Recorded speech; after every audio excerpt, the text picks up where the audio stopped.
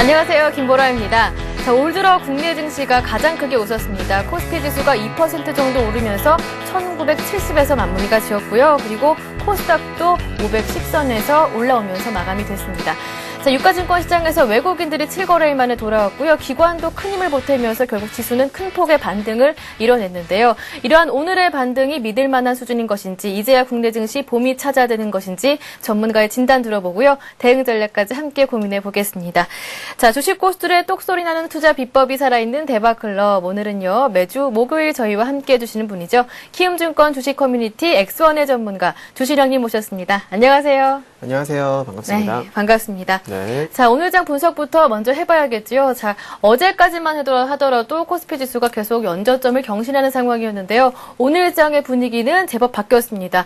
42포인트 급등하면서 1970선에서 마무리를 지었는데요. 7거래일 만에 외국인이 돌아왔고요. 오늘까지 기관 쪽에서 7거래일 연속 매수 우위를 지켜줬습니다. 자, 주신학님께서는 누차 계속 반등할 것이다, 반등을 할 것이다 얘기를 해주셨었는데요. 마침 오늘 주신학님 모셨을 때 멋지게 반등에 성공해줬습니다. 자, 오늘 장의 반등은 예상하셨나 봐요. 뭐 꼭 딱히 오늘 네. 오늘 반등을 한다라고는 말씀드린 적은 없습니다만은 결과적으로는 어찌됐건 간에 무조건 반등이 나온다라고 제가 여러분들께 말씀을 드렸었고요. 그리고 카페에서 리딩을 할 적에도 반등 나오니까 걱정하지 마라. 항상 좌절하지 말고 기다리면 분명히 반등은 나온다라고 여러분들께 자신감을 제가 심어드렸었거든요. 근데 결과적으로 오늘 뭐 멋지게 반등이 나와서 출연하는 저도 상당히 기분이 좋습니다. 아마 여러분들도 기분이 좋으실 거라 생각을 합니다. 자, 그렇다면은 오늘의 반등을 어떻게 해석을 해야 되는지, 네. 앞으로 또 어떻게 흘러갈 수가 있는지 그런 것에 대해서 간단하게 말씀을 드리도록 하겠습니다. 자, 최근까지도 중동 쪽에 그런 정정 불안으로 인해서 국제유가가 꾸준한 상승세를 보여주고 있는데요. 아무래도 이제 단기적 리스크임은 분명합니다. 하지만 미국의 경기 회복 속도가 상당히 괜찮다라는 거, 제가 여러분들께 그렇게 말씀을 드렸습니다. 지금은 성장 국면에 있다는 겁니다. FED에서도 계속적으로 어떤 경기에 대해서 긍정적인 그런 시각을 표출하고 있고요. 아무래도 이제 미국 경기가 탄탄해지면 탄탄해질수록 아무래도 글로벌 증시는 우상향으로 흘러갈 확률이 높다라는 거죠. 자, 그렇다면은 국제유가 상승세와 또 미국의 경기 회복, 그 두 개를 넣고 봤을 때 어디가 더 강력하냐, 어디가 더 어느 쪽으로 방향성을 잡아야 되느냐라고 한번 생각을 해본다라면, 저 같은 경우에는 국제유가보다는 아무래도 경기 성장 그쪽으로 아무래도 무게를 실어야 되지 않겠나라고 생각을 해봅니다.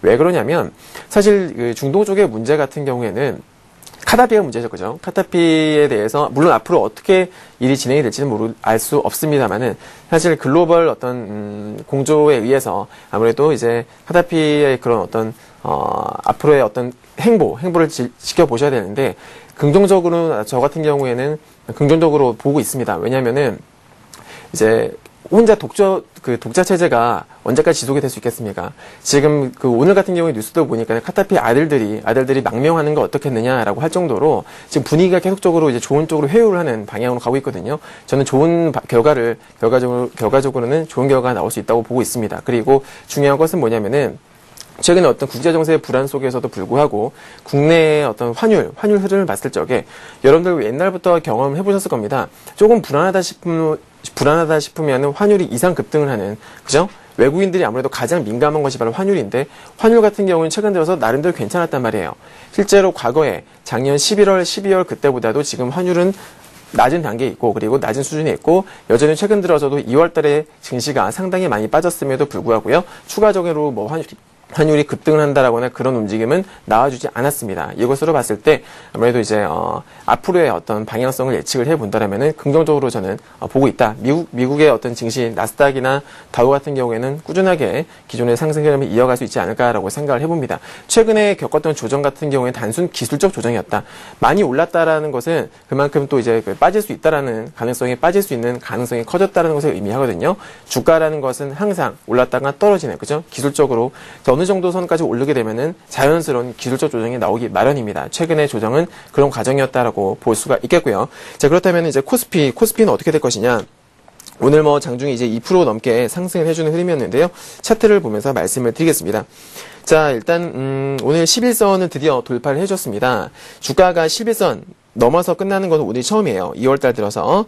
지난번 2월 18일이죠, 그죠? 2월 18일에도 이제 멋진 양봉이 나왔습니다만은 그 당시에는 11선을 돌파를 해주지는 못했습니다. 그 다음날 바로 이제 저항을 받고 밀려버렸죠. 또 오늘은 같은 양봉입니다만은 오늘은 종가상 11선을 넘겼단 말이에요. 기술적으로 의미가 있는 겁니다. 그리고 중요한 것은 전고점대에서 지지를 받았다는 것 또한 긍정적으로 볼 수가 있는 부분이겠죠.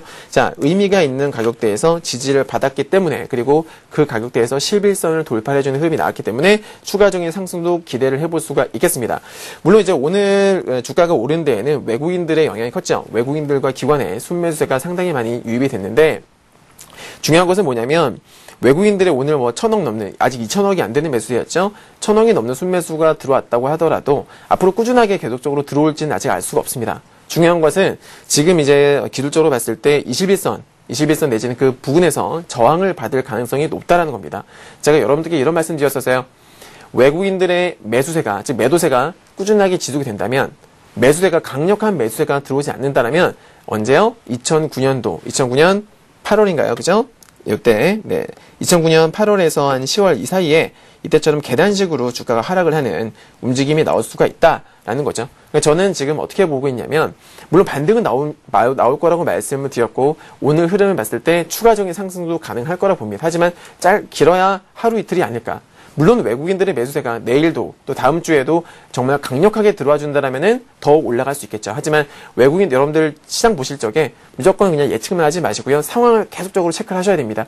외국인들이에요. 결국에는 키를 쥐고 있는 것은 외국인들이기 때문에 외인들이 내일 그리고 다음 주에 오늘처럼, 오늘 아니면 오늘보다 더 강력하게 매수를 해주는지 여부를 반드시 파악을 하시고요. 체크를 하시고 나서 그 다음에 대응을 하셔야 된다.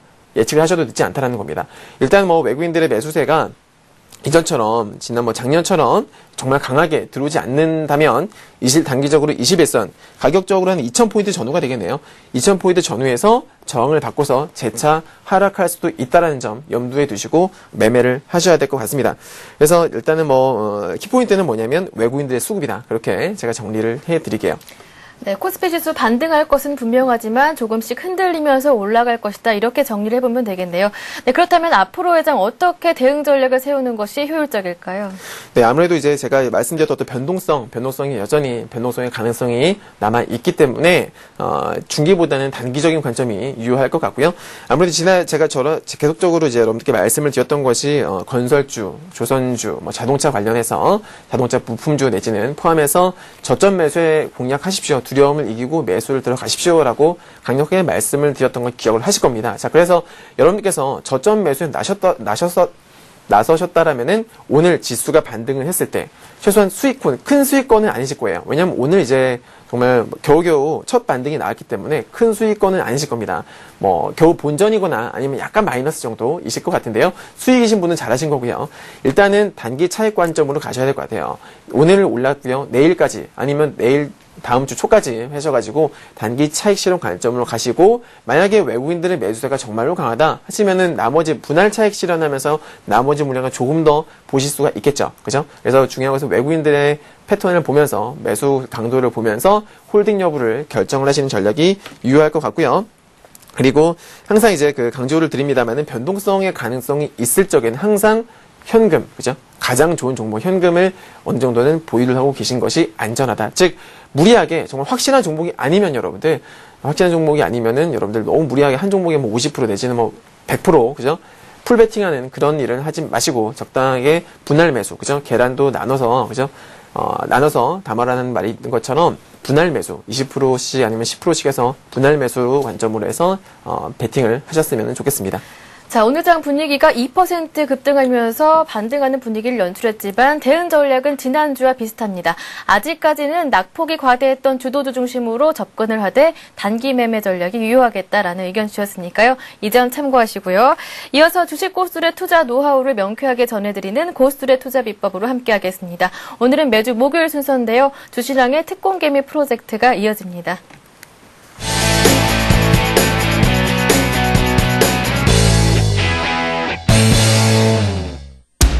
이론은 지겹다. 이제는 실전이다. 수익과 직결되는 살아있는 강의. 상위 5% 안에 들 수 있는 가장 쉬운 방법을 제시한다.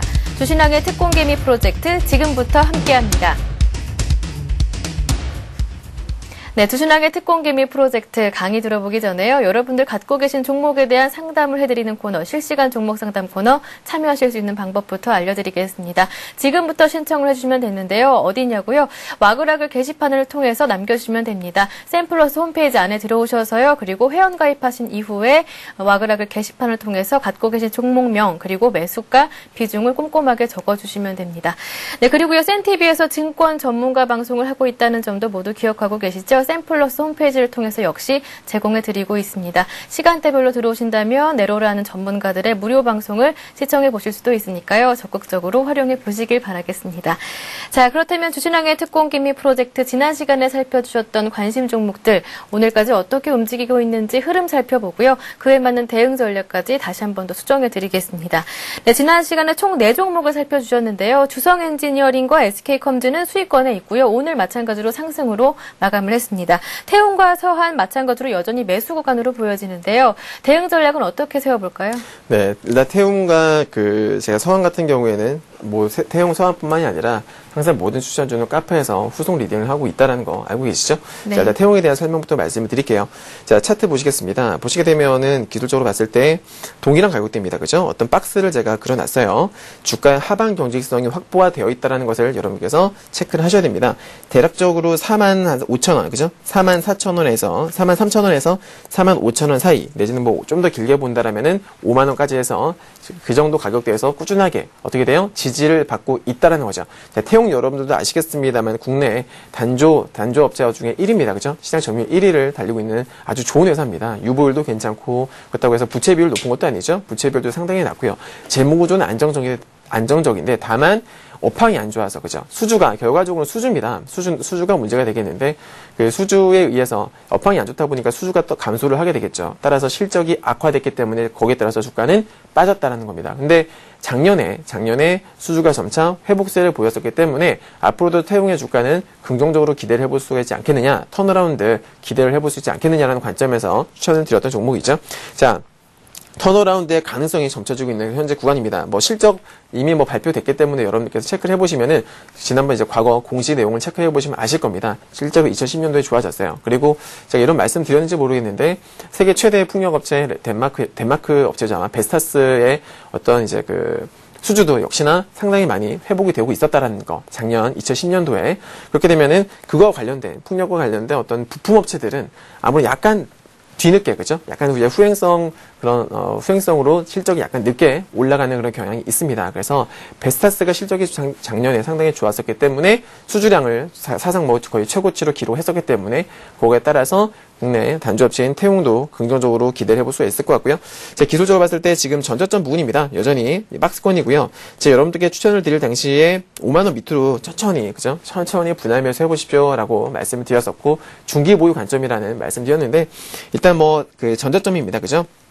전저점 45,000원 아직 안 갔어요. 어제까지 해가지고 약간 간당간당 했었는데요. 종가상 45,000원 이탈을 할 때까지는 중기 보유 관점으로 계속적으로 홀딩 유지하시길 바라고요. 신규 매수도 가능하시겠습니다. 지금 태용에 있어서 제가 주목을 했던 것은 뭐냐면은 물론 실적 부분도 있습니다만은 수급입니다. 자, 수급을 한번 보실게요. 보시면 전체적인 수급은 좋지 못합니다. 외국인들과 기관이 상당히 많이 팔았어요. 그죠? 상당히 많이 팔아서 그로 인해서 주가가 많이 빠졌죠. 하지만 중요한 건 뭐냐면 이제 얼마 전부터 해서 기관과 외국인들의 매수세가 제법 들어오고 있다는 겁니다. 자, 최근 들어서는 외국인이에요. 그죠? 최근 들어서는 외국인들의 매수세가 제법 많이 들어왔는데 창고 분석을 해본 결과 모건스탠리였나요? 모건스탠리에서 거의 한 2주 넘게 꾸준하게 순매수가 들어왔었다는 것도 긍정적으로 생각을 해볼 수 있는 부분이 되겠습니다. 그래서 말씀드린 대로 45,000원이죠? 네, 45,000원 전저점 이탈을 할 때까지는 홀딩 유지를 하시고요. 혹시라도 45,000원을 이탈을 하게 되면 일단은 빠져나오시기 바랍니다. 왜냐하면 제가 여러분들께 리스크 그렇게 길게는 크게 안 잡아드렸기 때문에 일단 나왔다가 나중에 다시 가격대에 진입을 하게 되면 그때 재매수라는 전략도 괜찮을 것 같습니다. 자, 다음 종목 보겠습니다. 서한입니다. 서한 같은 경우에는 좀 빠졌죠, 그죠? 네, 제가 이제 테마주 낙폭과대, 내지는 급등주 낙폭과대를, 이제 기법 설명을 드리면서 서한이라는 종목을 추천을 드렸었는데, 실제로 과거에 말씀드렸던 종목들 보시면 현대정보기술이나 내지는 CJ시푸드나 이런 종목들 다 제법 괜찮은 수익을 냈었다라는 걸 기억들 하실 겁니다. 서한은 아직까지 마이너스입니다. 그죠? 제가 여러분들께 추천을 드렸던 가격 대비 마이너스예요. 1차 매수 가격이 제가 1,350원이라고 말씀을 드렸는데 지금 종가가 1,175원입니다. 상당히 많이 빠졌죠. 하지만 걱정하실 거 없어요. 왜냐하면 제가 카페에서 5% 1차 매수를 5% 말씀을 드렸었는데 그 이후로도 꾸준하게 추가 매수 아마 어제까지 해가지고 한 7번에 걸쳐서 추가 매수 사인을 제가 냈던 것 같아요. 카페 리딩을 따르셨던 분들은 아마 잘 아실 겁니다. 그래서 지금 평균 단가를 상당히 많이 낮춰놨어요. 평균 단가를 공개하지 않겠습니다. 카페 보시면 아실 수가 있는데요. 가격대를 상당히 많이 낮췄게 됐기 때문에 뭐 보통 이제 세력 테마주들 같은 경우에는 이제 많이들 뭐 보셨을 겁니다. 서황 같은 경우에는 이제 그 대선 테마주였고 그 중에서도 어떤 이제 그 지인 관계 그죠? 그런 어떤 관계 인간관계에 의한 그런 연관성으로 인해서 주가가 급등을 했었습니다. 이 회사의 대표이사가 아무래도 이제 박근혜 씨와 어떤 그 박사모 그죠? 박사모의 있다라는 그런 이유로 인해서 급등을 했던 종목인데 아무래도 대장주였던 만큼 참고로 테마 대장주들은 절대로 다이렉트로 뚝뚝 떨어지지 않는다. 한 번에 죽지 않는다라는 거 아마 아실 거예요. 과거의 테마주들 쫙 한번 보세요, 여러분들. 뭐 바이오주며 뭐 예전에 이제 뭐 전기차 테마라든가 여러 가지 많았지 않습니까? 그런 테마 대장주들이 과연 주가가 1차 급락 구간에서 그대로 수직 하락을 했는지 아니면 기술적 반등을 한번 멋지게 주고서 빠졌는지 체크를 해보신다면 답이 나옵니다. 그죠? 자, 서황 같은 경우에는 대선 테마라고 말씀을 드렸는데 사실 모멘텀입니다. 테마주들을 이끄는 원동력은 모멘텀이다. 앞으로 향후 모멘텀이 되겠는데 그 모멘텀은 꾸준하게 유지가 되고 있죠. 물론 뭐 시간이 많이 남긴 했습니다만은 먼저 1차 시세가 나왔다는 것은 아직 시세가 이제 막 시세가 시작이 됐다라는 것이고요. 추가적으로도 상승할 가능성이 있다고 볼 수가 있겠습니다. 아무튼 뭐 이 종목 같은 경우 여전히 홀딩 가점이고요. 혹시라도 없는 분들은 보유를 안 하고 계신 분들 같은 경우에는 여전히 지금 가격대에서는 상당히 매력적이라고 보고 있습니다. 그래서 신규 매수도 가능하시겠다라는 말씀을 드리겠습니다. 자, 다음 종목입니다. 주성 엔지니어링 볼게요. 이 종목은 얼마 전에 이제 LG 디스플레이 쪽에 그 OLED 공급을 한다는 그런 납품 계약도 마쳤던 상태인데 지금 모멘텀 유지가 되고 있어요. 그죠? OLED 관련해 가지고 모멘텀 유지가 된다. 참고로 OLED 어디에 있습니까, 여러분들? 휴대폰이나 그죠? 태블릿 PC 쪽에는 LCD예요. 그거 헷갈리지 마세요, 여러분들. 태블릿 PC는 특성상 LCD가 적합하고요. 스마트폰 같은 아이폰이나 예를 들면 뭐 갤럭시 그런 폰 같은 경우에는 아몰레드가 적합하다. 그래서 이제 지금도 뭐 IT 쪽은 상당히 좋습니다. 코스닥 부품주들, 장비주들 보시게 되면 상당히 잘 가는 종목도 많아요. 주성도 마찬가지예요. 그죠? 장비주에 속하겠는데 실적도 괜찮고요. 실적도 괜찮고 차트상으로도 나쁘지 않다. 차트상으로 보시게 되면은 박스권입니다. 제가 그 박스를 그려놨죠? 딱 박스권이에요. 지금은 박스권 하단부 공략이 되겠고 하단부에서 이제 지지를 받은 거 아닙니까? 오늘 21선 골든크로스 임박한 그런 모습으로 이제 마감을 했는데 사실 목표가는 제가 이제 박스권 상단부까지 봅니다. 2만원 돌파, 2만원부터 해서 2만 1,000원 정도까지는 제가 단기 목표가로 잡고 있기 때문에 보유하신 분들은 그때까지는 가져가시고 아직 편입을 안 하신 분들은 더 이상 편입하시면 안 됩니다. 왜냐면 추천가 대비 이제 이미 3%, 4% 정도 올랐기 때문에 신규 편입은 자제하시고요. 기존에 보유하고 계신 분들만 목표가까지 홀딩 한번 해보시기 바랍니다. 자, 다음은 마지막이죠. SK컴즈입니다. 이 종목 얼마 전에 주가 한 번 더 빠졌을 적에 그때 이제 매수 가격을 주어졌었는데요. 지금 뭐 추천가 대비는 크게는 안 올랐어요. 제가 12,200원, 300원 정도 말씀을 드린 것 같은데 최근 들어서 이제 주가가 변곡점이 나오고 있어요. 주가가 1차 급락을 한 구간에서 추가적인 급락이 없이 나름대로 옆으로 바닥을 다지고 있다는 뜻입니다. 추가적인 상승 나올 가능성이 있겠고요. 주목할 것은 최근에 유입이 됐던 외국인들과 기관의 매수세. 자, 바닥이 나오기 전에 외인과 기관의 동반 매도로 인해서 주가가 단기 급락을 했습니다. 그 이후에 바닥권에서 기관과 외국인들의 다시 재매수가 들어오고 있다는 것은 기술적 반등 나올 가능성이 높다는 것을 의미하겠죠. 그래서 SK컴즈 약간 수익권이실 텐데요. 홀딩 가능하시겠습니다. 이렇게 말씀드릴게요. 네, 이렇게 해서 지난주 관심 종목에 대한 추가 대응 전략을 세워드렸습니다. 자, 이제 강의 내용으로 들어가 볼게요. 주신학의 특공개미 프로젝트, 오늘은 어떤 전략을 배워볼까요? 자, 오늘은 평소에는 제가 여러분들께 어떤 차트를 가지고 하는 어떤 기술적 특징을 연구하는 그런 어떤 기법에 대해서 말씀을 드렸었는데요. 오늘 같은 경우에는 시장에서 살아남는 법, 어떻게 보면은 매매 기법보다 훨씬 더 중요한 겁니다. 가장 먼저 여러분들께서 익히셔야 될 것들에 대해서 오늘 제가 강의를 하려고 준비를 해왔습니다. 자, 제목은 시장에서 살아남는 법입니다. 살아남으셔야죠, 그죠, 여러분들? 누구나 다 돈을 벌기 위해서 주식시장에 들으셨을 텐데 사실 대부분의 개인 투자들이 손실을 보고 있다는 거 아마 알고 계실 겁니다. 지금 시청하고 계신 분들 중에서도 계좌에는 파랗게 시퍼렇게 멍이 들어서 원금 회복할 날만을 기다리면서 전전긍긍하고 계신 분들 분명히 계실 거라 생각을 하는데요.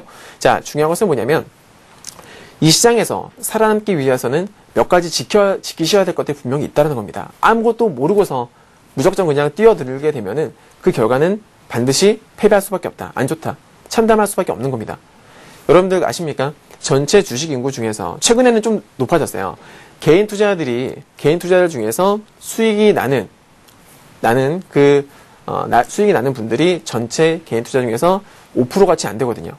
최근 들어 갈수록 이제 개인 투자자들이 많이 똑똑해지다 보니까 공부를 많이 하는 거죠. 그러다 보니까 조금씩 올라가고 있다는 기사를 봤어요. 자, 중요한 건 뭐냐면 나머지 90%에서 95% 정도 사이에 그 개인 투자자들은 다 손실을 보고 있다는 겁니다. 사실 주식시장은 여러분들 충분히 공부하고 노력하면은 승률을 끌어올릴 수가 있거든요. 정말이에요. 정말 쉽습니다. 근데 너무 복잡하게 생각하시고 어렵게 생각하시고 아무런 원칙도 없이 뛰어들다 보니까는 결과가 안 좋게 되는 건데, 자, 먼저 이거 하나만큼은 명심하시기 바랍니다. 긍정적인 마인드를 유지하셔라. 긍정적인 사람과 비관적인 사람이 있습니다. 같은 상황에 놓여 있어요. 어떤 같은 상황에 처한 사람이 있는데 두 사람이 있는데 한 사람은 긍정적이고 한 사람은 비관적입니다. 똑같은 상황 일을 겪더라도 정말 힘든 일을 겪더라도 긍정적인 사람과 비관적인 사람은 생각을 다르게 하겠죠. 그죠? 그 사람들은 똑같은 인생을 살다 할지라도 결과는 달라집니다. 긍정의 힘을 좀 믿거든요. 저도 상당히 긍정적인 편이긴 한데요. 주식시장에서 살아남기 위해서는 분명히 반드시 이런 마인드가 필요합니다. 말은 쉽지만 정말로 어려워요.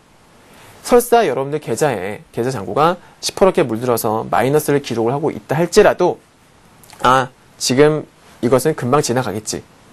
충분히 앞으로 회복할 수 있다. 자신감을 가지고 이러한 마인드가 필요하다는 거죠. 물론 힘들어요. 그렇죠?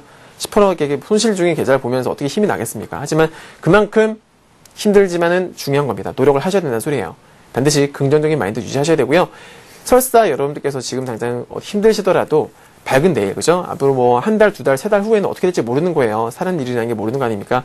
항상 좋은 일만 생각하시고, 그죠? 나는 잘 될 거야. 나는 할 수 있어. 그렇게 긍정적으로 생각하시고 매매에 임하셨으면 좋겠다라는 거. 일단 기본적으로 이렇게 말씀을 드리겠고요.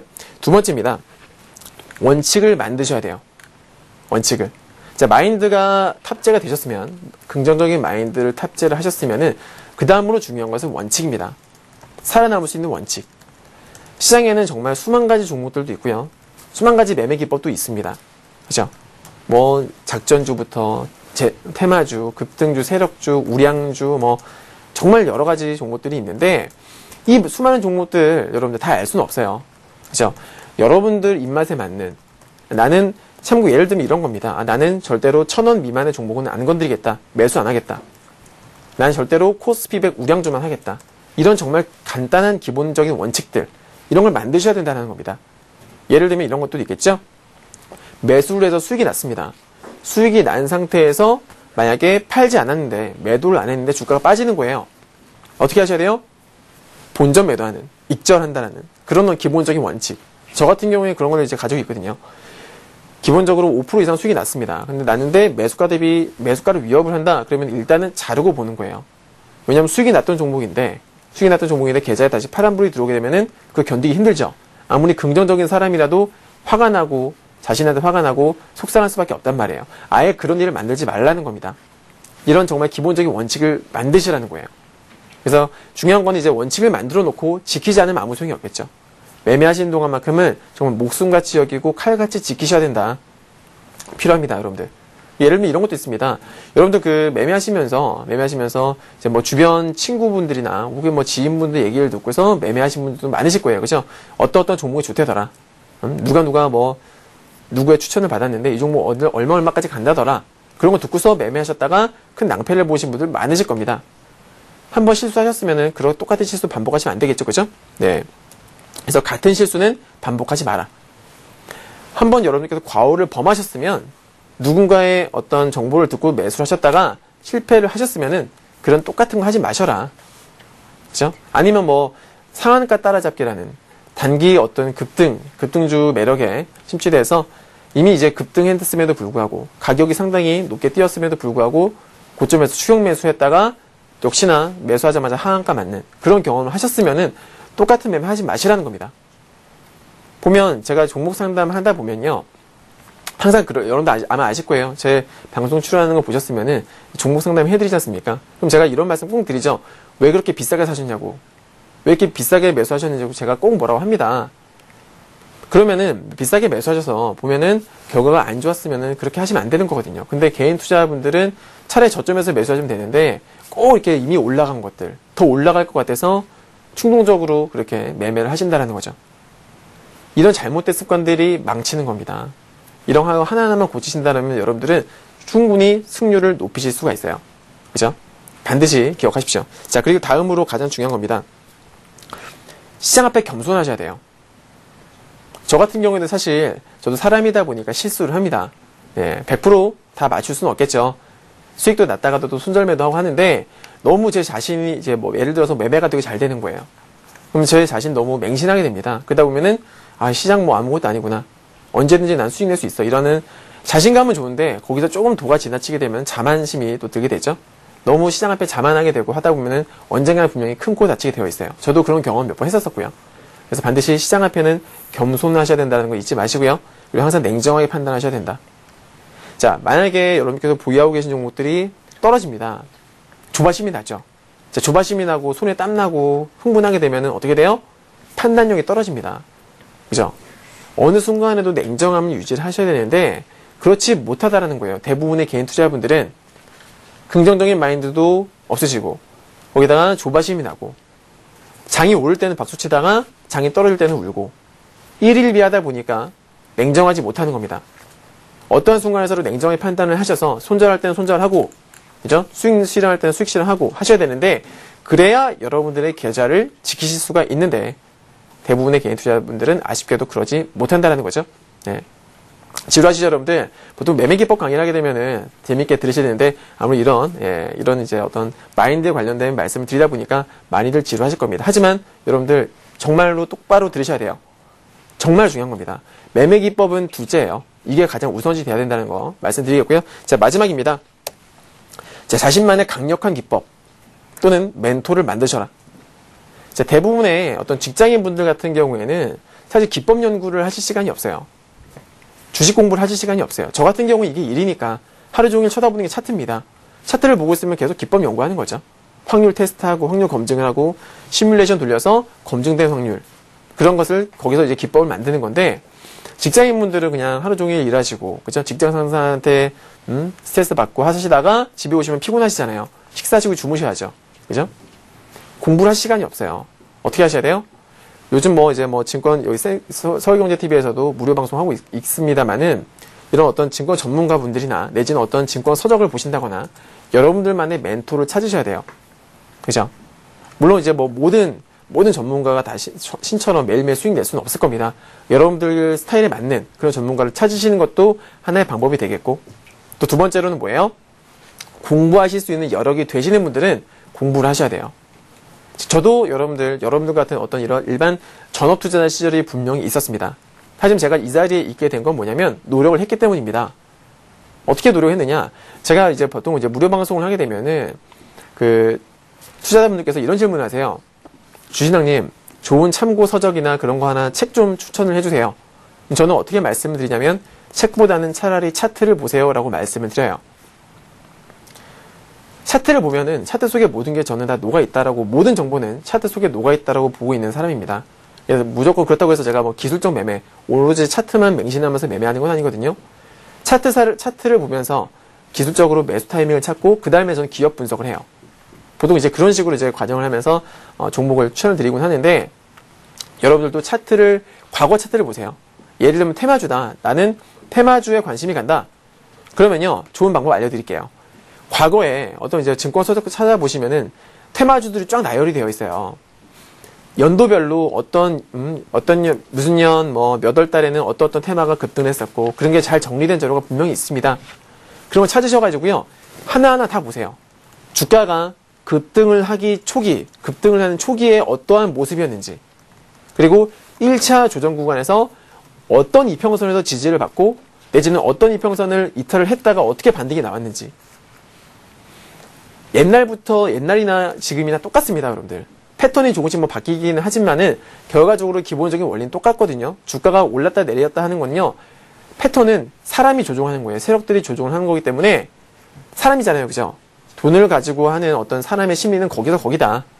그러다 보니까 캔들이 만들어지는 모양이나 이평선이 만들어진 모양이나 분명히 공통점이 있을 수밖에 없다는 거예요.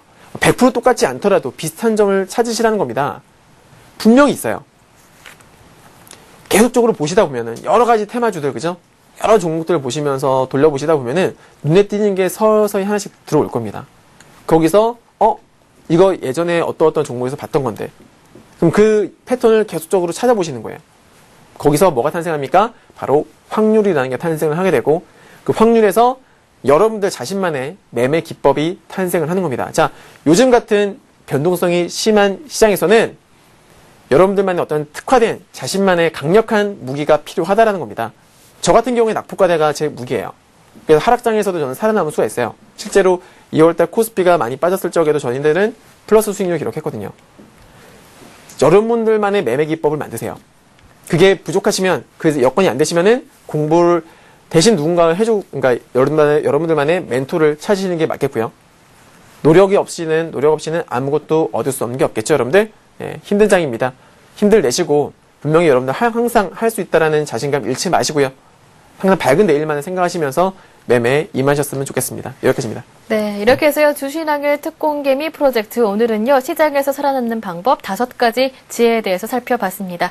자, 이제 주신왕님께서 누누이 강조를 해주셨는데요. 지금이야말로 단기 대응이 필요할 때다라고 강조를 해주셨습니다. 그렇다면 지금 이 시점에서 어떤 종목으로 공략하면 좋은 것인지 관심 종목까지 들어볼까요? 네.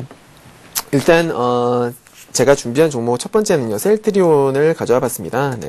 다들 아시죠? 그죠? 상당히 좋은 회사인데요. 최근 이제 시장 대비한 비교를 한번 해봤어요. 셀트리온 차트를 보시게 되면은, 최근에 지수 많이 빠졌잖아요. 그죠? 근데 셀트리온 같은 경우에 어땠습니까, 여러분들? 빠졌다는 느낌보다는 지지를 받는다는 느낌이 좀 강하죠? 그리고 중요한 건 뭐냐면, 여러분 제가 그때 그 당시에 한국타이어, 한 2주 전인가요? 한국타이어 추천을 드렸던 거 기억하실 거예요. 그때 추천을 드렸던 사유가, 하락장인데 기관의 매집이 상당히 많이 들어와서 추천을 드렸었고 실제로 저희 같은 경우는 수익 실현을 했습니다. 근데 지금 셀트리온도 보시면은 최근 지수가 안 좋았음에도 불구하고요. 기관의 수급이 유입이 됐다는 것을 확인을 할 수가 있죠. 그죠? 자, 그리고 중요한 것은 변곡점이 만들어지고 있다는 겁니다. 일단은 기술적으로 봤을 때 시장 대비 강했고 여기다가 기관의 순매수가 들어오고 있었었고요. 그리고 나름대로 전저점이었다라는 거. 네, 셀트리온도 박스권으로 보실 수가 있는 거예요. 박스권으로 보실 수가 있겠고, 그리고 중요한 것은 지난 1월 17일 날 대량으로 이제 거래가 들어오면서 장대 양봉을 만들었는데, 분명히 누군가 들어왔겠죠, 그죠? 일반 개인이 이렇게 만들진 않았겠죠? 분명히 큰 손이 들어왔을 겁니다. 근데 그 이후에 주가는 추가적으로 오르지 못하고, 약간 기술적으로 쉬어가는 기간 조정을 거치는 모습이 나왔다는 거예요. 세력들은 아직까지는 남아있다. 그렇다면은 언젠가 한번 올라주지 않겠느냐라는 전제하에 이 종목을 한번 가지고 나와봤습니다. 자, 매수가는 31,500원에서 32,000원 사이, 오늘 종가가 31,800원인데요. 제가 말씀드린 가격 내에서 10% 정도 분할 매수해보시기 바라고요. 37,000원입니다. 최저점 되겠죠, 전저점. 전저점 이탈 시에는 손절매 대응을 하시면 되겠습니다. 자, 다음 종목입니다. 다음은 탑 엔지니어링을 가져와봤습니다. 최근에 이제 아까도 말씀드렸던 IT 쪽 관련해가지고 부품주들이며 장비주들 상당히 좋은 흐름 보여주고 있는데요. 탑 엔지니어링 역시 마찬가지입니다. 그리고 특징적인 것은 뭐냐면 지금 이제 신고가를 내느냐 마느냐 아주 중요한 기로에 서 있어요. 자, 최근에 역시나 이 종목도 마찬가지입니다. 시장 대비 강했느냐를 보시라는 거죠. 역시나 강했습니다. 보시는 것처럼 시장은 많이 빠졌습니다만은 오히려 우상향 패턴 유지를 해주면서 상당히 견조한 흐름을 보여준 종목이 되겠습니다. 실적도 상당히 좋습니다. 탑 엔지니어링. 자, 지금 기술적으로 봤을 때 기술적으로 보시게 되면 전고점이었어요. 그죠? 전고점이 9,900원 정도. 9,900원이 전고점이 됐는데, 자, 저항대예요. 그죠? 아무리 전고점, 직전 고점의 주가가 다다르게 되면은 저항을 받게 됩니다. 그래서 얼마 전에 저항 받았죠? 지난 1월에서 2월 넘어가면서 저항 받았습니다. 그러면 저항을 받고 그냥 밀려야 되는데 다시 한번 재돌파 시도가 나온 거예요. 나는 이대로 밀리지 않겠다 이거죠. 세력들의 의도를 엿볼 수 있는 부분이 되겠고요. 자, 다시 한번 재돌파 시도가 나왔고요. 재돌파를 했으면은 이유가 있겠죠. 이유가 없으면 다시 빠질 겁니다. 하지만 재돌파를 하고 나서 돌파를 했던 가격대에서 어떻게 되고 있어요? 지지를 받고 있는 모습이에요. 얼마 전 제가 말씀드렸던 9,900원 정도에서 지지를 받고서 다시 이제 약간 반등이 나오고 있는 그런 모습인데, 거기다가 중요한 것은 수급도 괜찮더라. 보시면 외국인들과 기관의 수급이 꾸준하게 들어오고 있죠. 최근 두세 달 정도에 집중이 되는 모습이에요. 그래서 수급도 괜찮고요. 시장 대비 강했고요. 실적도 괜찮고요. 차트는 우상향입니다. 그래서 그리고 전고점을 돌파한 다음에 지지도 받고 있어요. 그래서 추가적인 상승세에 나오지 않겠느냐라는 생각에서 추천을 드려봤습니다. 지금 매수 가격은요, 오늘 종가는 1,200원입니다. 근데 1,200원 말고 1,100원, 만원 아래에서 10% 정도 분할 매수 해보시기 바라고요. 손절매는 9,850원 잡아드리도록 하겠습니다. 자, 다음 종목입니다. 두산입니다. 자, 낙폭 과대주죠. 네, 이 종목은 뭐 시장 대비 강한 종목이 아니라 시장이 빠졌고 이제는 반등이 나올 만한 구간이 됐기 때문에 한번 가지고 나와봤는데, 뭐 최근에 많이 빠졌습니다. 많이 빠졌고 이제 그 차트 패턴을 봤을 적에 어제였어요. 그죠? 어제 저점을 깼었습니다. 그죠? 변곡점을 만드는 과정에서 전저점이 살짝 깨졌어요.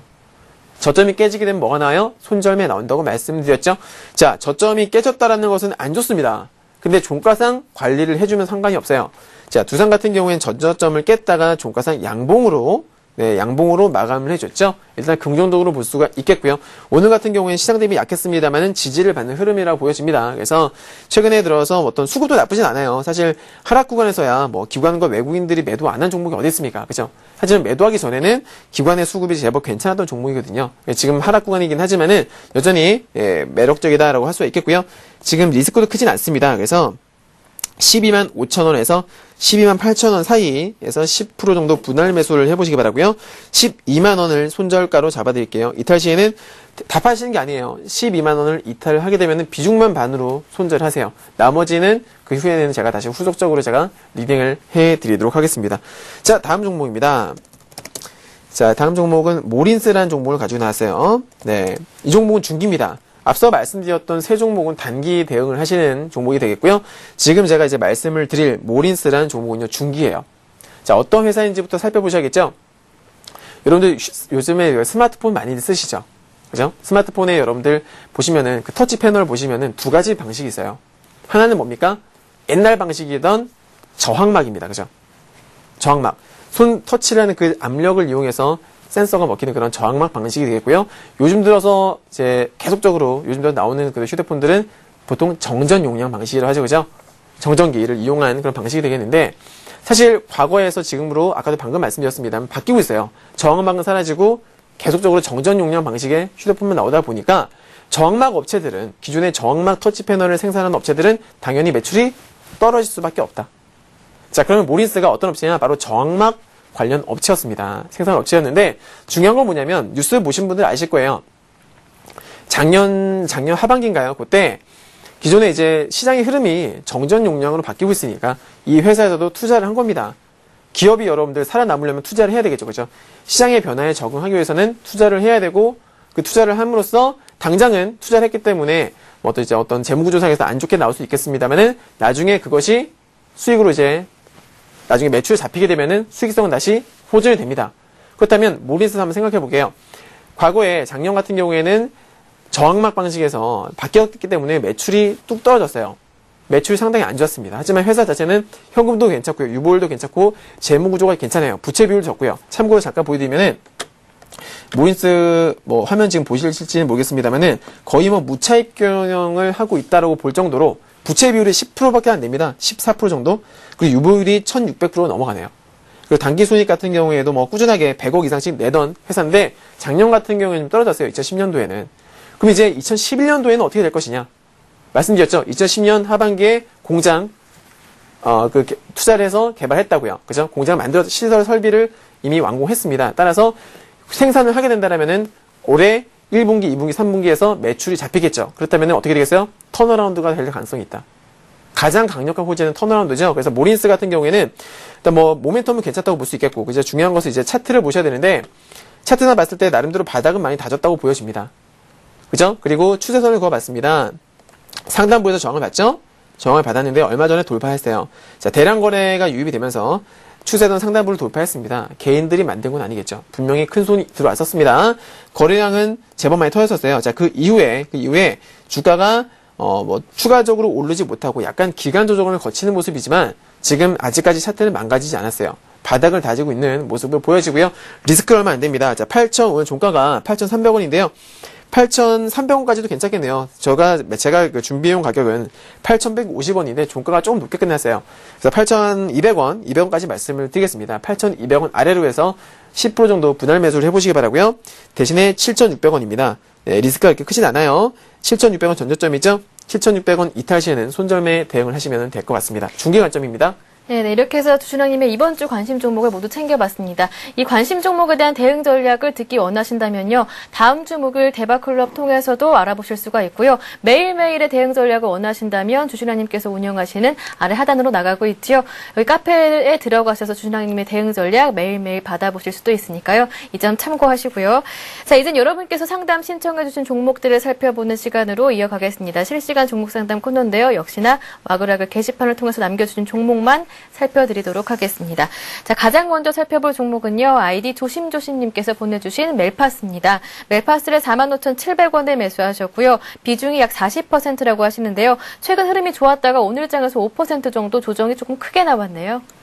네, 일단은 지금 같은 경우에는 이제 얼마 전에 상한가도 나왔었고, 상한가 비슷한 그런 급등도 했었었고요. 주가가 추가적으로 오르려고 하다가 한번 조정을 받았고, 다시 한번 또 오르려고 하다가 또다시 오늘 조정을 받은 모습이네요. 보유하고 계신 입장에서는 상당히 좀 조바심이 나실 것 같으세요. 근데 비중이 40%시라고요? 상당히 많으십니다. 일단은요, 저는 아까도 제가 원칙에 대해서 강의를 한번 해드렸었는데, 수익이었습니다. 그죠? 비중이 40%였고, 제법 올라갔었기 때문에 제법 괜찮았을 거라 생각이 됩니다. 하지만 지금 위협을 하고 있죠. 아직 매수가까지는 조금 여유가 있어 보입니다. 그래서 요럴 적에는요, 사실 이 종목에 베팅하신 이유가 뭔지는 모르겠어요. 뭐 있겠죠. 나름대로 정보가 있어라든지 아니면은 기술적인 근거가 있어서 매수를 하셨을 것 같은데, 자, 그 원칙을 벗어나지 않는다면 홀딩을 하는 것이 맞겠습니다. 하지만 제 원칙대로 말씀을 드리자면, 만약에 저라면 매수가를 위협하면 일단은 비중을 축소를 하든지 할 것 같아요. 일단 오늘 음봉이 기술적으로 봤을 때 그닥 좋아 보이진 않습니다. 거래량도 제법 있죠. 자, 단기 급등주가 고점에서 음봉이 나왔는데 음봉의 거래가 좀 실렸다라면 일단은 조심하실 필요가 있어요. 그리고 중요한 것은 뭐냐면, 자, 신고가를 내는 입장입니다. 자, 신고가는 항상 조심하셔야 돼요.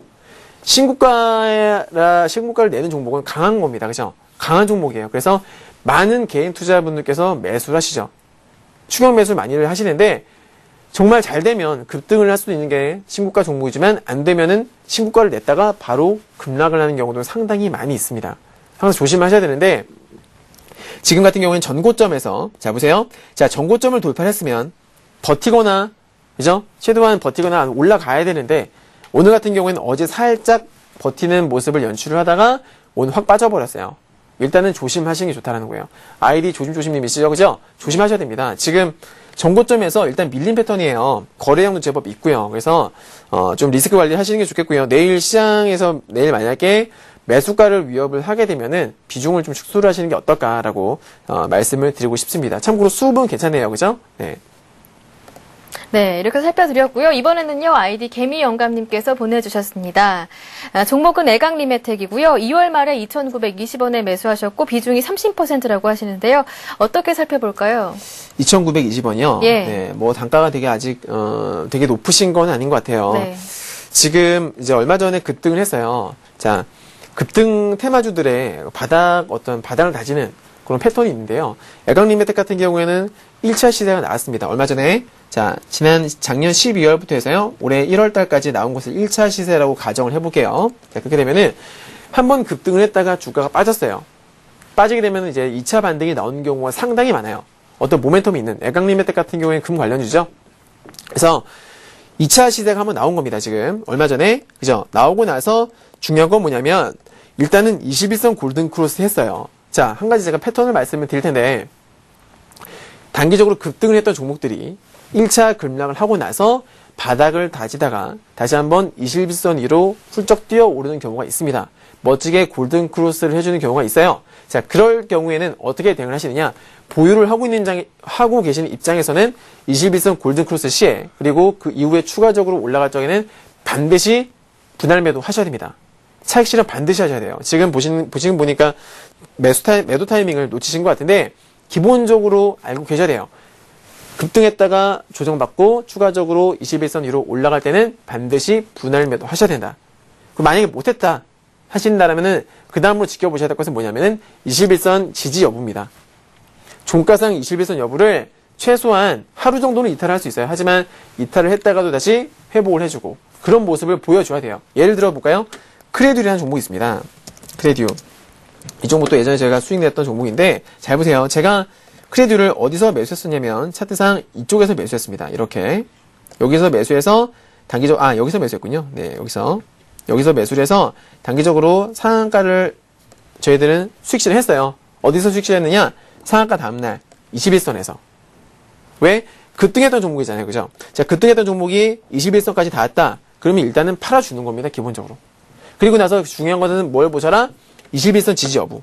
최근 같은 경우에는 크레드를 보시면 21선에서 올라탄 다음에 21선에서 계속적으로 살짝 이탈을 했다가도 다시 지지를 받고, 그죠? 이탈을 했다가 지지를 받고. 지금 제가 관심 있게 지켜보고 있는 종목이긴 한데요. 최소한 이런 흐름이 나와줘야 된다는 거예요. 만약에 힘없이 이탈을 해버리게 되면은, 지금 애강리메텍은 보시면은 21선을 오늘 살짝 이탈을 했었어요. 하지만 아랫꼬리를 다행스럽게도 아랫꼬리를 달았죠. 아직까지는 버텨보셔도 돼요. 중요한 건 내일이고 다음 주 초입니다. 21선을 지키는 움직임이 나오지 않으면 그때는 손절만 하시는 게 좋지 않을까라고 생각이 되고요. 만약에 21선을 지킨다 그러면은 좀 더 지켜보세요. 좀 더 보셔도 될 것 같습니다. 이렇게 전략을 말씀드릴게요. 네, 이렇게 마지막 상담까지 모두 마쳐봤습니다. 제가 혹시나 해서요. 네, 혹시나 해서 한번 문자를 들여다봤는데요. 오늘 역시나 와글와글 게시판만을 받는다고 말씀드렸는데요. 휴대전화 번호 끝자리 6891님, 1955님, 7945님께서 문자 보내주셨는데요. 아쉽게도 상담은 드리지 못했습니다. 대신에요, 와글와글 게시판 들어오셔서요, 여기 글을 남겨주시면요, 전문가분들이 댓글로 남겨주시거든요. 한 번 더 확인을 해보시길 바라겠습니다. 그리고요, 오늘 두신왕님 강의 들으시다가 궁금하신 점 남으시면요, 참지 마시고요, 저희 와글와글 게시판 활용해 주시길 바랍니다. 두신왕님께서 친절하게 답변을 드리도록 하겠습니다. 네, 그리고 종목 상담도 받으실 수 있으니까요. 와글와글 게시판 문자 대신에 더 활발하게 활용을 해보시길 바라겠습니다. 네, 그리고 센TV에서 증권 전문가 방송을 보내드리고 있습니다. 역시나 센플러스 홈페이지를 통해서 보내드리는데요. 시간대별로 들어오신다면 무료로도 방송을 보실 수가 있으니까요. 적극적으로 활용을 해보시고요. 자, 오늘 주신왕님 강의해 주셨고요. 상담까지 모두 맞춰주셨습니다. 수고 많으셨습니다. 고맙습니다. 감사합니다. 자, 내일은 금요일입니다. 매주 금요일마다 대박클럽은요, 여러분들의 증권이 아니라 부동산 투자 가이드가 되드리고 있으니까요. 내일 강의도 꼭 저희와 함께 해주시고요. 적극적인 참여 부탁드리겠습니다. 고맙습니다.